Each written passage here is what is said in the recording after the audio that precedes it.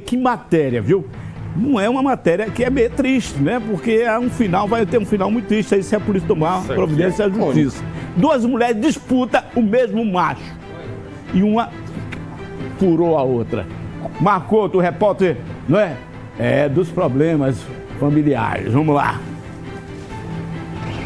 Policiais, quais as informações aí dessa ocorrência? Duas anjinhas aqui que se degladiaram.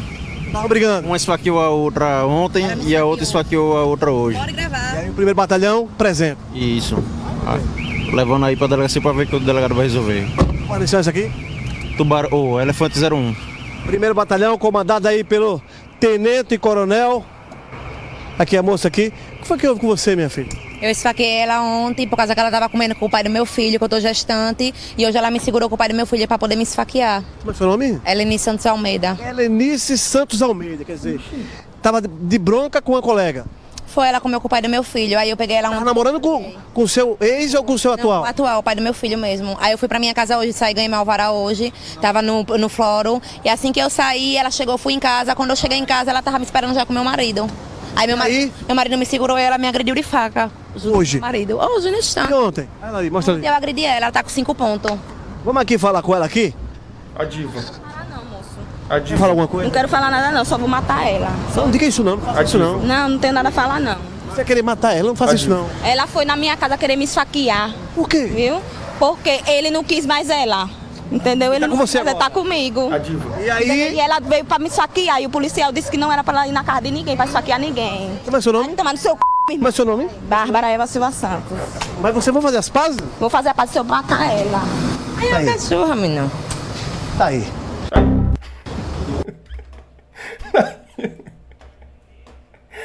O repórter tá aí. O repórter, sem saber o que falar, tá aí. Caralho. Via de fato, veio parar aqui na central. Doido pra rir, ó. Doido do pai, mano. Repórter, ó. Eu vi a risada saindo. É porque o cara não pode, o cara tem que ficar sério, né? A risada vem bem aqui, ó. Ai, meu Deus. Olha, flagrantes com a equipe do primeiro batalhão. Olha aí. Oi, ela é ursa e eu quero cair dentro do presídio junto com ela, porque ela ficou com o pai do meu filho. Todo mundo sabe que eu sou casada com Emerson Madureira de Oliveira. E ela pegou o pai do meu filho e queria me esfaquear hoje. Então nós duas vai cair juntas dentro do presídio, que eu vou mostrar pra ela. Que o que isso daqui tudo que ela fez, oi. Uma mulher aqui, ó, é pra outra. Eu vou mostrar só pra ela. Toda cortada, ó. O pai do meu filho me segurou e ela também pra poder me matar, mas eles não conseguiram. Porque a polícia chegou a tempo e ele saiu correndo. E eu sou a esposa dele. Poxa, eu não entendi, não. O pai do filho segurou ela?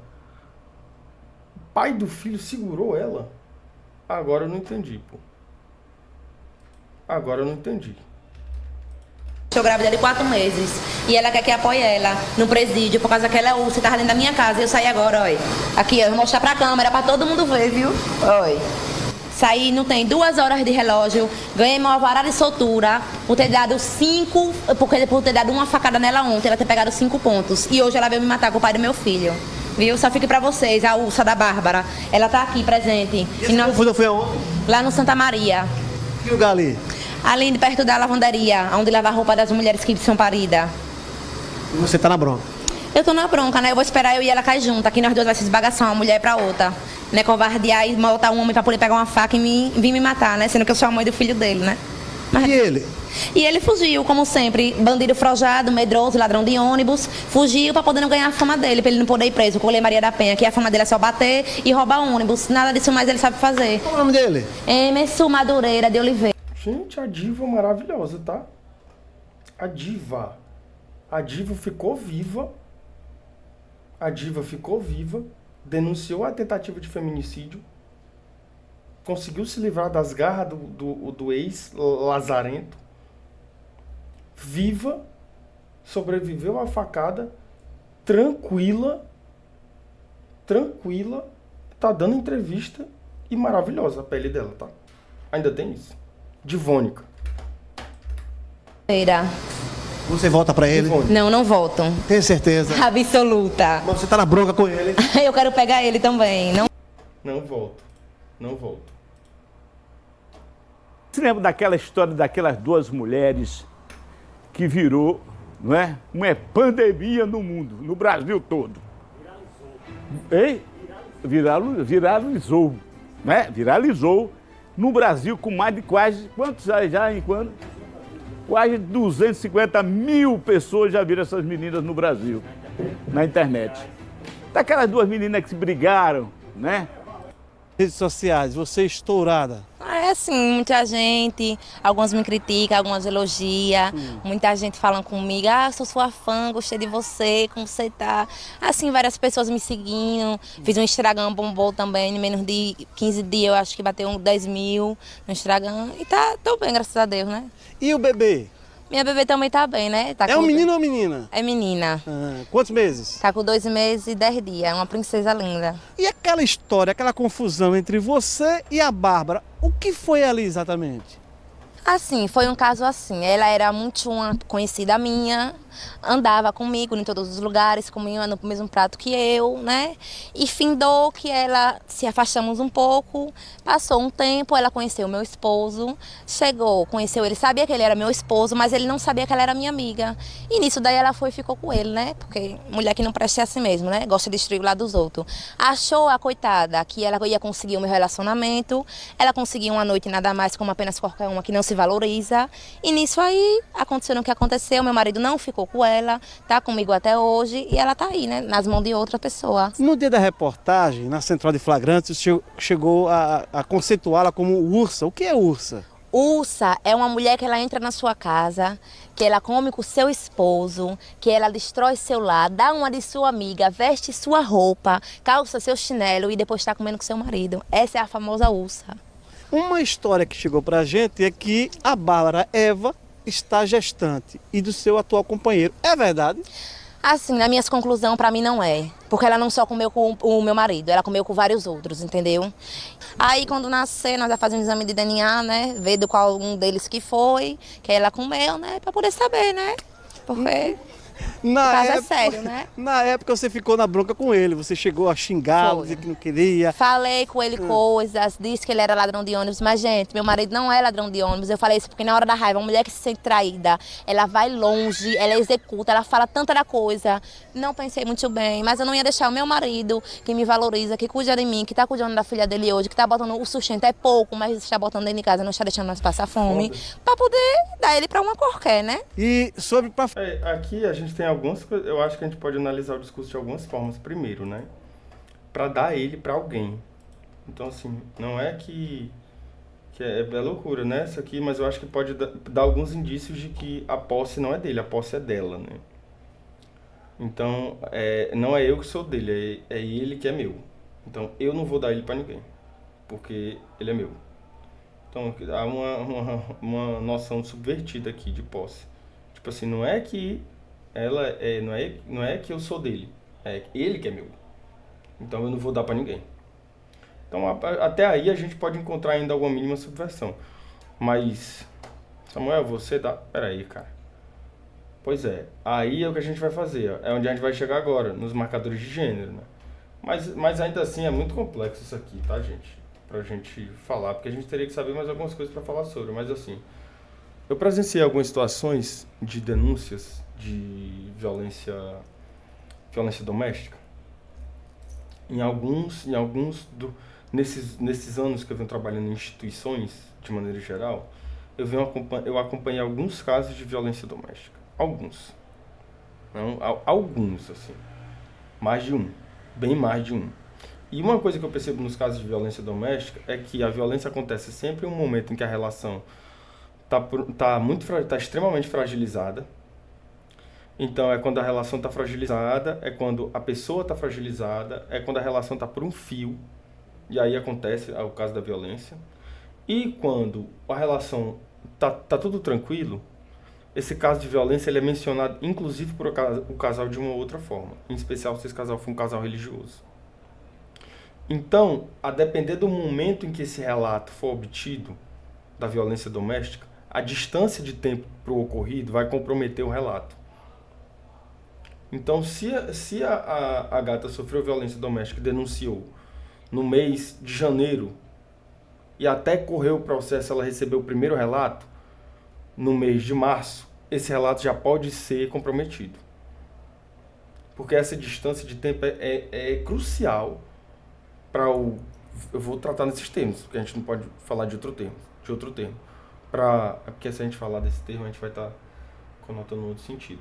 Mas essa diferença de tempo ela é crucial no momento do relato. Porque se o relato aconteceu, se a primeira denúncia aconteceu em janeiro, e a polícia é acionada em janeiro, e a polícia chega ao local, mas não dá flagrante, e aí é instituído todo o processo para a mulher para o cara ficar longe, para o cara não se aproximar, para ter aquela distância que é instituída pela lei. Se dessa distância da denúncia até o relato do julgamento acontecer, se do relato do julgamento até essa primeira denúncia for um intervalo de tempo significativo, esse relacionamento pode ser reatado. E se esse relacionamento for reatado, esse relato ele vai mudar. Então essa mulher não vai dizer que ela sofreu violência. Ela disse no primeiro momento que ela sofreu violência, ex-Saddam, agora apenas o 100. Essa mulher disse que... Essa mulher disse no primeiro relato que ela sofreu violência. Se o intervalo de tempo for de 2 meses ou 3 meses, essa mulher não vai dizer que sofreu violência. Não vai. Não vai. Ela vai dizer outra coisa. Ela vai dizer que não aconteceu. Ela vai dizer que não lembra. Ela vai dizer que era mentira. Ela vai dizer que não pode dizer isso do companheiro. Ela vai dizer que ele é um bom pai. Ela vai dizer que ele é um bom marido. Ela vai dizer que ele estava passando por um momento difícil. E se ela disser que aconteceu a violência, ainda assim a distância pode ser instituída, né? Que eu não lembro, medida protetiva. Ainda assim, ele vai ser obrigado a ficar longe. Então ela não vai dizer que ele agrediu ela. Então o protocolo tem que ser feito tudo muito rápido. Precisa ser feito tudo muito rápido. E essa mulher, na hora que ela denuncia a violência doméstica, você já tem que ter uma equipe multidisciplinar para acompanhar essa mulher no momento da violência. Denunciou a violência doméstica, já tem que ter toda uma equipe disposta ao acolhimento. Porque eu não estou dizendo que todos os casos de violência doméstica são assim, porque a gente tem uma subnotificação significativa. E como a gente tem uma subnotificação significativa, não tem como você traçar um perfil de vítima. Porque tem um monte de casos que a gente não sabe como acontece. Então você só consegue traçar um perfil de vítima dos casos que a gente sabe que acontece. Só que é muito subnotificado. Então, como é que você vai desenvolver um perfil? Não tem como. E se você não desenvolve um perfil de pessoa, não tem como você designar uma equipe multidisciplinar. Porque você não sabe com que categoria você vai precisar lidar. Então você vai ter que ter, do perfil traçado, você vai encontrar, é o que a gente fala que a violência doméstica é uma violência resultada, né? Você vai encontrar violência psicológica, você vai encontrar violência patrimonial, você vai encontrar vários tipos de violência até resultar na violência física. E essa violência física só vai acontecer em momentos específicos que o casal estiver vivendo. A não ser aqueles casos que você já tem uma violência física continuada, que é o cara que agride continuamente, que isso acontece também. Então, todo esse processo ele precisa ser acompanhado. Todos esses atravessamentos eles precisam ser considerados para se desenvolver uma rede de apoio para que essa companheira se mantenha protegida. Por que a gente não vai falar de firmeza, se manter firme? Porque é impossível que você mantenha firmeza se você não tiver uma rede mínima de proteção. E essa mesma pessoa que está agredindo essa mulher, essa mesma pessoa que passou a ser um agressor, ela também é uma pessoa que garante em algum aspecto uma mínima proteção. Nem que seja em representação. Porque ter um homem do lado, mesmo que esse cara não sirva para nada, já quer dizer alguma coisa para a sociedade. Mesmo que o cara não sirva. Entendeu? Então, você tem que ver... É o que a gente está falando, desses atravessamentos, ou questões socioeconômicas. Você tem que ver uma série de coisas para você conseguir desenvolver uma equipe. Então, você fez a denúncia de violência doméstica. A gente vai fazer um acompanhamento, fazer uma pesquisa para saber como que é a sua condição socioeconômica. A gente vai saber como que é a sua condição psicológica. E um acompanhamento contínuo e rápido. Rápido. Porque se tudo isso for feito rápido e essa mulher conseguir se ver segura, protegida, a gente está falando de política pública, tá? A gente não está falando de outra coisa. Isso aqui não é discussão é porque tá teorizando, que tá o feminista, nada disso. A gente está falando de construção de política pública. É outro caminho. Não é nada de teoria, de nada de não sei o que, é de construir política pública. Não é outra coisa. Porque se a gente constrói uma política pública que consiga proteger essas vítimas, e a gente está falando também de vítima de violência. Então, se a gente consegue construir uma política pública para proteger essas vítimas, a gente vai ter reduzido significativamente o número de feminicídios. Só que para construir essa política pública, a gente teria que ter um trabalho para extinguir a subnotificação, depois de extinta a subnotificação, construir o perfil da vítima, depois de construir o perfil da vítima, construir o aparato institucional para acessar a vítima e depois do aparato recorrer ao financiamento do projeto, que é a política pública, que é destinar recurso. Então eu vou destinar recurso para construir uma política pública, mas para acessar quem, de que forma, como, de que maneira, onde, que perfil de sujeito é esse? A gente tem alguns problemas na construção de política pública, desde a forma como se pensa a construção da política até a implementação da política. Porque da forma como se pensa a política, porque a gente não considera todos esses atravessamentos para construir a política pública. Por quê? Porque política pública não recorre à ciência social. E se a política pública não recorre à ciência social, ela não acessa sujeito, ela acessa indivíduo. E se política pública acessa indivíduo, ela acessa número. Ela não acessa trajetória. E se ela não acessa trajetória, ela não chega na vida. Para chegar na vida, é preciso chegar na trajetória. E você só chega na trajetória se você reconhecer sujeito. Indivíduo não tem trajetória. Indivíduo é número, indivíduo é cor, indivíduo é marcador social e é nome. E CPF. Ponto. Sujeito não. Sujeito não é só isso. E política pública não acessa sujeito, só acessa indivíduo. Então, a gente tem um problema desde da concepção de formulação da política pública a um problema de acesso e implementação da política pública. Porque se a política pública não consegue acessar a pessoa, então ela não vai conseguir ser implementada, mesmo que ela exista. E quando ela for implementada, ela vai sempre recorrer ao número para comprovar a sua efetividade, a sua eficácia. Só que pessoa não é número. E cadê a política? Se ela é tão eficaz. É uma grande lacuna, é uma grande interrogação. Cadê a política pública? A quem ela está acessando?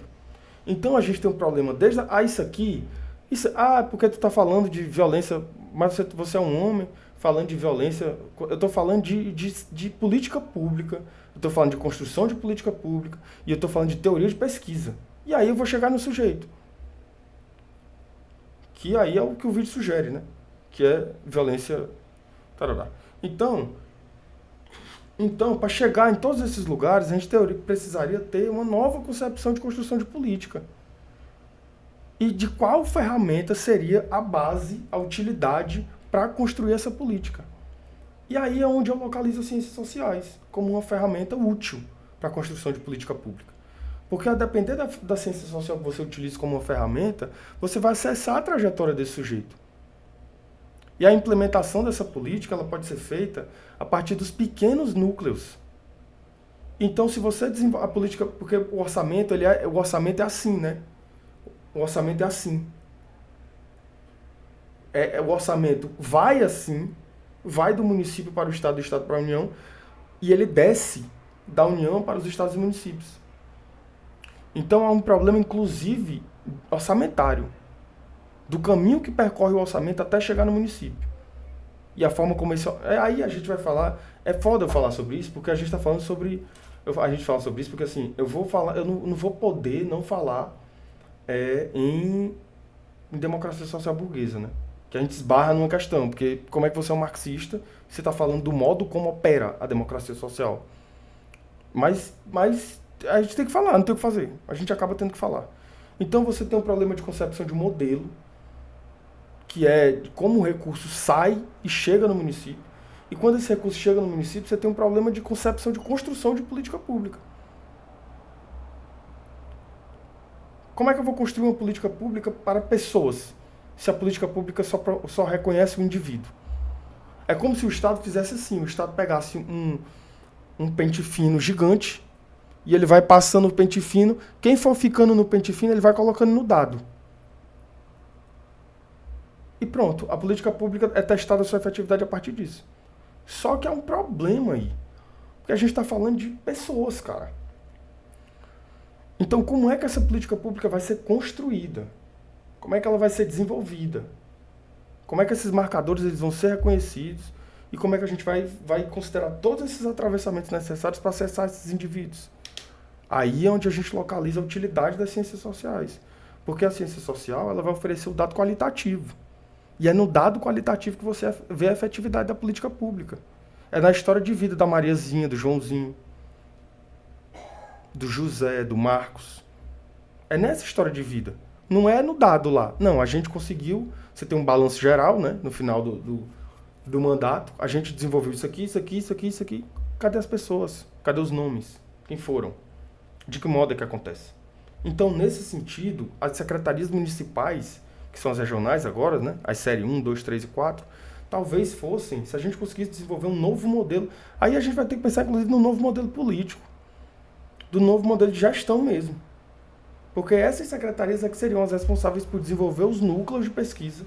Esses núcleos de pesquisa coletar esses dados em micro-regiões e dessas micro-regiões se originar a demanda para essa política pública ser requerida e contemplar. Isso é trabalho para quem fazer? Para a secretaria fazer. Para as secretarias. Não era para outro núcleo fazer, era só para as secretarias. Só que aí a gente tem um monte de problemas aí. Porque no meio de tudo isso a gente tem secretaria regional, a gente tem, que eu não sei para que serve. Gente, me desculpem se for muita ignorância da minha parte. Mas para mim, um vereador é um ser completamente descartável. Descartável. Um vereador é descartável, cara. Descartável. Mas realmente tá muito tarde, né? Vai dar, tipo assim, já quase 2 da manhã, né, gente? Vamos lá. Vamos dormir, né? Porque senão a gente estica demais a baladeira e amanhã eu passo o dia mal porque não consegui dormir. Mas enfim, queria agradecer vocês todos que ficaram. Amanhã vai ter live, tá? Vai ter live amanhã. Não se preocupem que amanhã vai ter live. E vai ter também os cortes dessa live aqui também, amanhã, tá bom? Então, estejam aqui amanhã, ativem o sininho amanhã, que amanhã a gente tem mais live, tá bom? De repente fico rindo à toa sem saber porquê. E me vem a vontade de sonhar de novo te encontrar. Foi tudo tão... um cheiro, né?